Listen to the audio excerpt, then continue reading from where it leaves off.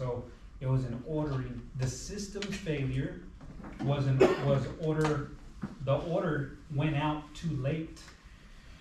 So we take it off of the employee. It's not behavioral. We're trying to find a system failure.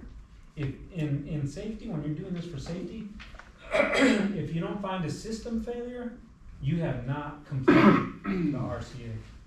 When things get complicated with root cause analysis, we use what's called a Y tree. And the way that works is, we usually use sticky notes. So we have the, whatever the issue is,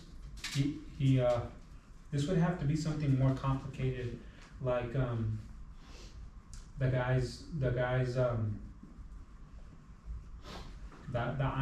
iron came apart during the pressure test. Okay, you know, when they get ready to frack, before they pump down, before they go to pumping down, they do their pressure test, right? And they gotta hold pressure for a certain amount of time to know they're good. Once they can hold pressure for a certain amount of time, then we start to send the barrels, the sand, the guar, and actually do the pump downs on the stages for the frack in between the wireline shots, right?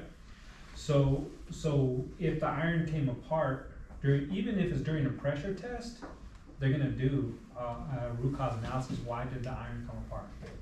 Okay, so they'll have that as the issue, iron failure. You didn't get it? Mm-hmm. Okay, don't not to worry about it. Well, you have it on your computer, you can put it on USB. So that would probably work.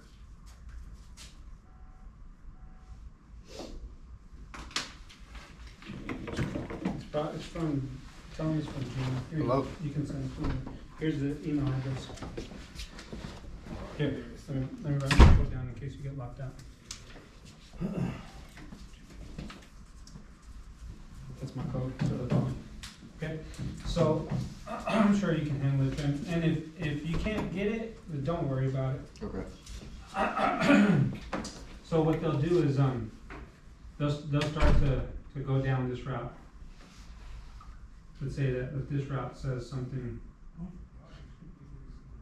they say that the iron fell apart. Why? Because it wasn't inspected. Okay. So who was responsible for inspecting it? Well, the maintenance shop manager was responsible. Why was it not inspected? And they'll keep going down, or they pull the records and they find out, well, it was inspected. Okay, that's not it. And they go down all these different. That's why it's called a Y tree. Okay, one of these might be inspection. One of them might be assembly procedures. One of them might be the pressure of how much pressure, did they overpressure on the pressure test? They might even look down that route and all these different things. So it's basically a 5Y, but they're going down these different avenues, different legs of preventative maintenance, inspection during the rig up, the actual technical part of rigging it up. Was a hammer used, or was it a hydraulic hammer wrench, and they go down all these different routes of Ys. That's why it's called a Y tree, to try to figure out what it was, and they're coming to that system failure. So we can use root cause analysis as to Johnny's grumpiness, right? What's his name? Jeremy grumpiness. So we talk to Jeremy when you gotta talk to him when he's grumpy and say, well, why are you grumpy, dude? What's wrong? Right? So what's really at the bottom of that, what is it that we have to do if we're really gonna get to the bottom of it? What do you think is, like, seriously, if someone, the thing is, people show up to work and they're grumpy, or you ever have a guy that shows up in the room and you can tell he's off? Something's off. Like, he's not acting like his normal self, right? And you think to yourself, he's in his own head, or, right? Me as a safety guy, I think about that like, this guy's about to get on the highway and drive, and his head is not in the game.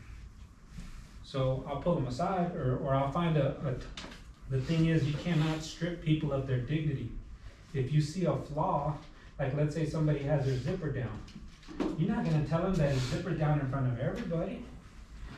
you kinda do like this, hey, psst, you know? And they're like, hey, thank you, man, because you're allowing people to keep their dignity. You're not putting them on blast in front of everybody, you see what I'm saying? So you wanna allow people to keep their dignity and show respect one for the other. So when somebody's off, something's not right, we gotta come over here to the side and say, maybe by ourselves, say, man, I noticed that, are you okay, man? Are you alright? As men, we're expected to carry a very heavy load and we even see this a lot in social media with COVID and stuff, guys on social media crying because they feel like they don't have anybody they could talk to. There's, I think a fighter, the UFC fighter, was talking about his friend that committed suicide because he felt like he couldn't tell anybody about his problems, what was going on. Y'all know what I'm talking about? That UFC fighter? Anyway, the psychological strain and the stress that we go through as men, a lot of times it's like, suck it up, buttercup, right? Or toughen up. But the thing is, it does present a real hazard, and people that are going through things, sometimes they just need somebody to listen. So what I'm getting at, the core foundation is a relationship. We gotta have a rapport, a relationship, a mutual respect, and a desire to be of help. A desire to be of service to our coworkers.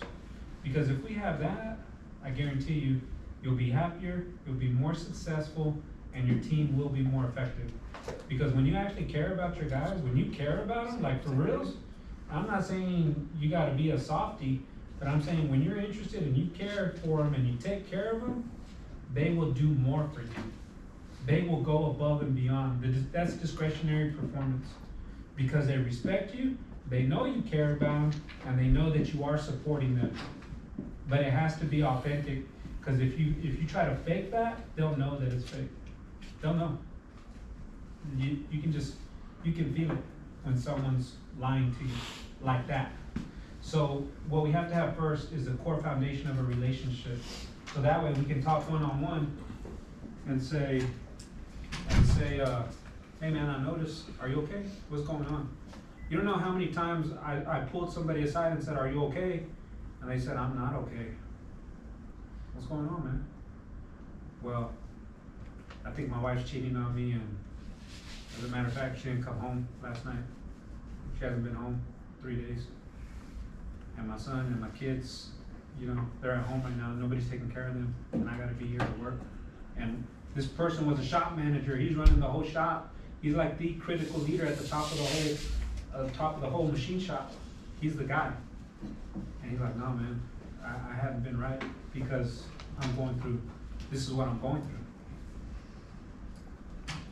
I can't fix it for him, but at least I could tell him he's not alone, and then I'll over here allowing him to keep his dignity and showing respect for him.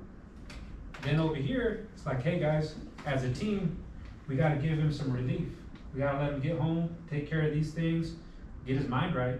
Because if I have him standing in front of a lathe and he's not focused on what's happening on that lathe or that grinder, he gets sucked into that machine, and then we're gonna have some real problems here at the company.